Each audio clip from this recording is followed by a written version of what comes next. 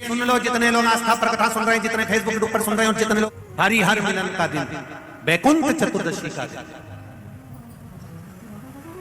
अगर कथा तक पहुंच जाओ तो अच्छी बात, टीवी के सामने भी बैठ गए तो अच्छी बात, मोबाइल के सम्मुख में भी सुन ली तो बहुत अच्छी बात, पर जो भीकन गांव तक भी नहीं पहुंचा तो कम से कम कोई गांव का व्यक्ति अगर कथा सुनकर निकल कर जाए तो उसका केवल दीदार कर लेना, दर्शन कर लेना, उतने में वैकुंठ का मार्ग खुल जाए। बहुत धनेश्वर ने पूछा, मैंने कौन सा पुण्य करा था जो मुझे वैकुंठ का द्वार खुला मिला? चित्रगुप्त महाराज ने कहा, धनेश्वर ब्राह्मण, तुमने पाप तो इतना करा था कि तुमको नरक भोगना था।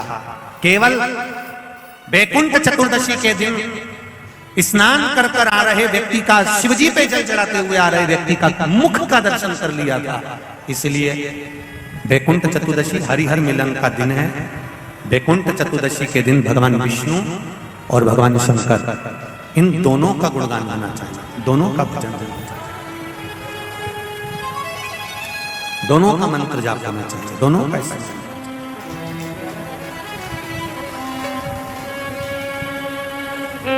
आप सबसे निवेदन है, कल हरिहर मिलन के दिन आपके घर में शिवलिंग होगा और लड्डू गोपाल होंगे। रात्रि के समय पर, शाम को नहीं, मध्य रात्रि, अगर नींद खुली रहे तो 11 बजे के बाद में, रात्रि को 11 के बाद अगर नींद खुली रहे, नींद नहीं खुली रहे तो फिर तुम रात को 8-9 बजे चढ़ा के भी सो जाओ तो कोई बात नहीं हो, भगवान तो बोलेगा। शंकर भगवान पर पहले बेलपत्री चढ़ाना, लड्डू गोपाल के सामने तुलसी का दल चढ़ाना, अपने मन की कामना कर कर हरिहर मिलन कराना। थोड़ी देर तक या तो सवेरे के समय ही चढ़ा दो, दिन भर चढ़े रहने दो, रात्रि के समय पर जब फ्री हो जाओ तब घी का दिया लगाकर बेलपत्री उठाना, वो उठाकर भगवान शालिग्राम जी पर या लड्डू गोपाल पर या मेरे कृष्ण पर या नारायण पर या भगवान विष्णु पर, जो भी तुम्हारी यहाँ मूर्ति हो लड्डू गोपाल की आदि की, उन पे चढ़ा देना और भगवान की तुलसी उठाकर अपनी कामना कर कर मेरे देव अधिदेव महादेव के शिवलिंग पर चढ़ा देना। रात्रि को ही हो सके तो ब्रह्म मुहूर्त तक, अगर नींद खुली रहे तो उठा लेना, नींद खुले तो रात को ही, रात्रि के समय ही उस बेलपत्री और तुलसी को संभाल के रख लेना। वही बेलपत्री तुलसी विद्या के लिए, और जो बच्चा माइंड से तकलीफ में रहता है, जो बच्चा पलंग पर गंदगी करता हो या जिसका विवेक बुद्धि स्थिर नहीं रहती हो, उसके लिए ये बेलपत्री और तुलसा हमेशा कार्य आती है। कल वही वैकुंठ चतुर्दशी, उसका दर्शन आप भाव से, आनंद से अपने अपने घरों में करें, भक्ति के साथ, आनंद के साथ।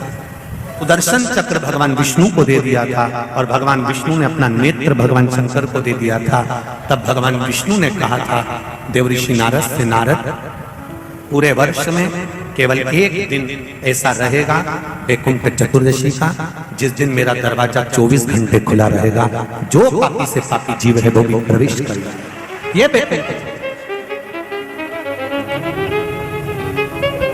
प्रयास करो, कल शिव जी के मंदिर में जाकर एक लोटा जल अवश्य चढ़ाना, भगवान नारायण का स्मरण करें, राम नाम, कृष्ण नाम, शिव नाम, भगवान की भक्ति का भजन कीर्तन करें।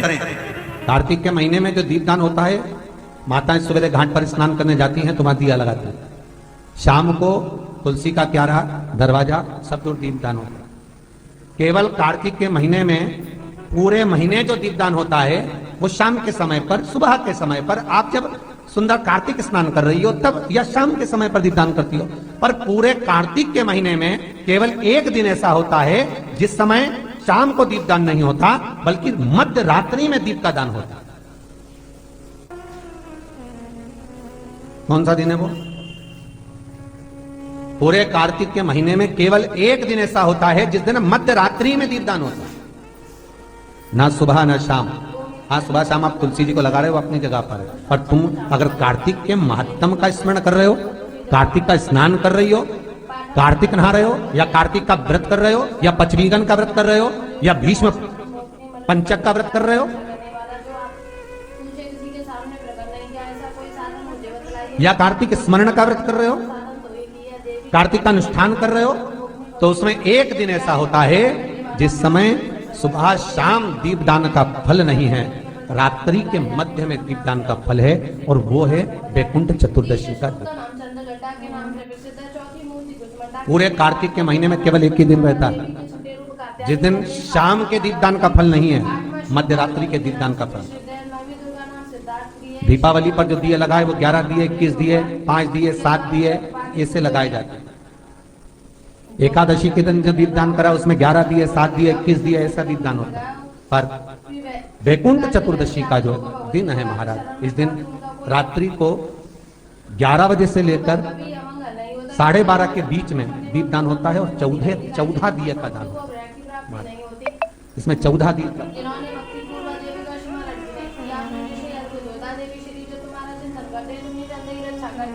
14 दीपों का दान है।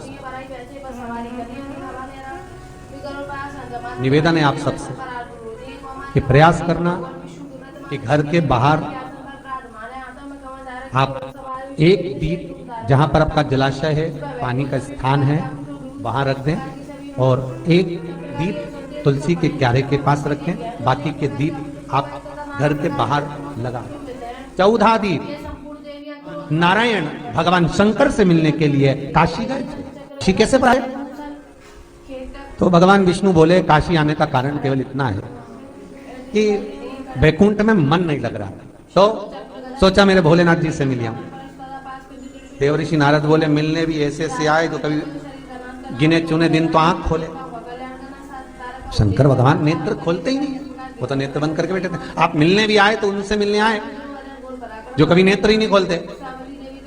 माँ जगतजननी जगदम्बा कह कहकर परेशान हो जाती, तभी भी तो नेत्र ना खोलते, और आप उनसे मिलने के लिए आए, वो भी काशी में। वो भगवान विष्णु बोले देखो, पहुंच गए भगवान विष्णु मणिकर्णिका घाट। आज भी मणिकर्णिका के घाट पर भगवान नारायण का मंदिर है। भगवान विष्णु मणिकर्णिका घाट पहुंच गए, और मणिकर्णिका पर जाकर भगवान विष्णु ने एक कंकर उठाया, उसको घाट पर रखा, और भगवान विष्णु उसकी आराधना में लीन हो। वैकुंठ चतुर्दशी का दिन भगवान विष्णु इतनी आराधना में लीन हुए, इतने लीन हो गए कि कब दिन निकल गया, कब शाम हो गई, बस केवल कंकर को देखते रहे और गंगा का जल छोड़ते रहे। सुबह कब गई, शाम कब गई मालूम नहीं पड़ा, मध्य रात्रि आ गई। तब भगवान विष्णु को लगा पूजन तो कर रहा हूं, स्मरण कर रहा हूं, पर दीप नहीं लगा। तब भगवान नारायण ने लक्ष्मी से कहा तुम दीप लेकर। लक्ष्मी थाल लगाकर 14 दीप लगाकर शिव के सम्मुख लेकर आई। शिव इसलिए आज भी वैकुंठ चतुर्दशी के दिन सुबह और शाम के दीपदान का महत्व नहीं है। कब का है? मध्य रात्रि। मध्य रात्रि के दीपदान का महत्व। और मध्य रात्रि के समय, मध्य रात्रि के अनुकूल में माँ जब भगवान भूल गए तब लक्ष्मी जी दीप लेकर आई, प्रज्वलित किया। भगवान शंकर वहीं पर सम्मुख प्रकट हो गए। तब जैसे देवऋषि नारद ने कहा था कि कंकर में शंकर है, भगवान विष्णु ने देवऋषि नारद को हृदय से लगाया था, तब भगवान नारायण के सामने शिव प्रसन्न होकर भगवान नारायण को गले से लगाते हैं। इसको हमारे हिंदू धर्म में हरि हर मिलन कहते हैं। इसलिए वैकुंठ चतुर्दशी के दिन हरि हर मिलन, हरि हर मिलन वैकुंठ चतुर्दशी। महाराज निवेदन करूंगा, जिसकी किडनी गड़बड़ हो गई हो, जिसका लीवर गड़बड़ हो गया हो, जिसको डायलिसिस चल रहा हो और छूट नहीं रहा हो, वैकुंठ चतुर्दशी के दिन नदी के घाट पर, नदी, तालाब, सरोवर, कुआं, बावड़ी जो हो, उसके तट पर 14 दीप लगाकर, पीपल के पत्ते पर शहद डालकर, और उसमें एक काली मिर्ची शंकर जी का नाम डालकर बोलकर उसमें चढ़ा दें। उसी पत्ते की काली मिर्ची, थोड़ा सा शहद घाट पर डाल दें, और उस पत्ते को घर पर लेकर आ जाए। जिसको डॉक्टर ने कह दिया डायलिसिस होगा, किडनी लीवर गड़बड़ हो रहे हैं, वैकुंठ चतुर्दशी के दिन रात्रि को 14 दीप लगाकर जब घाट से आए, जिस व्यक्ति को रोग है, बीमारी है, उसको वो पत्ते समेत चटा देगा, और फिर जाकर आप 8 दिन 10 दिन बाद जांच करवाओ, आपको उसका फल प्राप्त हो जाए। और विश्वास रखकर, क्योंकि हरि और हर मिलन कोई साधारण नहीं है। वैकुंठ चतुर्दशी कार्तिक के महीने की जो वैकुंठ चतुर्दशी है उसका जो फल है, कोई कितना भी विद्या कर दिया, कोई कितना भी टोना कर दिया हो, कोई कितना भी किसी भी रूप में तांत्रिकता का भाव कर दिया हो, तो सीधे कहा लौंग और काली मिर्ची रखकर, बमूल के या गुलाब के कांटे रखकर उसको उतार कर उसकी धुनी लेने पर भी वैकुंठ चतुर्दशी के दिन तंत्र विद्या, अघोर विद्या कितनी भी कड़ी हो वो नष्ट हो जाए, वो समाप्त, सुख समाई। जिस व्यक्ति की बीमारियां समाप्त नहीं हो रही हो, लगातार बीमारियां घेरे हुए हैं और बीमारियां चल रही हो, बहुत बीमारियां चल, एक बीमारी से निपटे दूसरी लग गई, दूसरी बीमारी से निपटे तीसरी लग गई, तीसरी से निपटे चौथी लग गई। महाराज वैकुंठ चतुर्दशी के दिन जब भगवान नारायण मणिकर्णिका के घाट पर पहुंचते हैं, तंत्र विद्या, देव विद्या, अघोर विद्या, रतन विद्या, सारी विद्याओं का स्मरण वैकुंठ चतुर्दशी के दिन अच्छी अच्छी विद्या सब नारायण और शिव का स्मरण करती है। हमारे भगवान विष्णु और भगवान शंकर का स्मरण, अच्छी अच्छी विद्या। तो शास्त्र कहता है जिसको बहुत रोग हो, एक रोग मिटा दूसरा चालू, दूसरा रोग मिटा तीसरा चालू, तीसरा रोग मिटा चौथा चालू, चौथा रोग मिटा पांचवा चालू, बहुत रोग से ग्रस्त है, कुछ ना करिए, एक काम करिए, 7 काली मिर्ची लो, 5 लौंग लो और 5 बमूल के कांटे, बमूल के वृक्ष के जो कांटे होते हैं, अगर बमूल के वृक्ष के कांटे ना मिले तो गुलाब के कांटे ले लो, कांटे लेकर उसको एक लाल पोटली में, एक लाल कपड़े में, छोटे से टुकड़े में उसको बांधकर, जो व्यक्ति बीमार है उसके ऊपर से हरि और हर का, भगवान शंकर का मूल मंत्र का स्मरण कर। अगर कोई मंत्र ना हो तो श्री शिवाय नमस्तुभ्यम और ओम नमो भगवते वासुदेवाय इसका स्मरण कर आप 21 बार उतार कर उसी व्यक्ति के सामने बाहर, घर के बाहर उस पोटली को जला दी, उसकी धुआं उस जीव को लगने से जो निरंतर बीमार पड़ रहे हैं, निरंतर बीमारियां धीरे धीरे छूटने लगी। 14 दीप, क्योंकि वैकुंठ चतुर्दशी के दिन, हरि हर मिलन के दिन सुबह और शाम को जो दीप दान करा उसका प्रमाण भले ना है, परंतु रात्रि को जो दीप दान का प्रमाण है वह जीवन का सुख देगा। वैकुंठ चतुर्दशी का ये उपाय अवश्य करें। जिसको श्वास से जुड़ी हुई प्रॉब्लम रहती है, दमे से जुड़ी हुई प्रॉब्लम रहती है, श्वास की बीमारी रहती है, या महाराज दिन रात खांसी चल रही हो, श्वास से जुड़ी हुई परेशानी चल रही हो, उसके लिए निवेदन है 7 लौंग पीपल के पत्ते पर रख लीजिए और घर के बाहर 5 दिए घी के लगा दीजिए। जिस व्यक्ति को श्वास ज्यादा चलती हो, खांसी ज्यादा चल रही हो, दमा भरा रहा हो, उसके लिए वैकुंठ चतुर्दशी का ये उपाय अवश्य करें। 5 लौंग या 7 लौंग या 11 लौंग या 21 लौंग, जितनी आप निरंतर एक लौंग कर खाना है, जितने दिन आप खा सकते, पीपल के पत्ते पर रख दें। और वैकुंठ चतुर्दशी का जो मूल मंत्र है उस मंत्र को आप लिख लीजिए, उस मंत्र का स्मरण करिएगा। ओम हीम, हा उस पे ई की मात्रा, अम की बिंदी, हीम। ओम हरिणाक्षाय, हरिणाक्षाय नमः शिवाय। एक बार सब हमारे साथ में बोलें, ओम हीम ओम हरिणाक्षाय नमः शिवाय। बस इस मूल मंत्र जो स्कंद पुराण में वैकुंठ चतुर्दशी का मूल मंत्र कहा गया है, इस मंत्र का 21 बार स्मरण कर कर लौंग को उठा लें और उस लौंग को वापिस लेकर आ जाएं। एक लौंग कर कर सुबह या शाम में कभी भी खाना प्रारंभ कर दे, धीरे धीरे दमे की बीमारी में, खांसी में, श्वास में आराम मिलना प्रारंभ हो जाता है। पर इस मंत्र को वैकुंठ चतुर्दशी के दिन रात्रि को जब आप 11 बजे से लेकर 12:30 के बीच में, जब पीपल के पत्ते के ऊपर जब आप लौंग रखें, पीपल के पत्ते के ऊपर जब आप लौंग रखें, उस समय पर इस मंत्र का 21 बार स्मरण होना जरूरी है।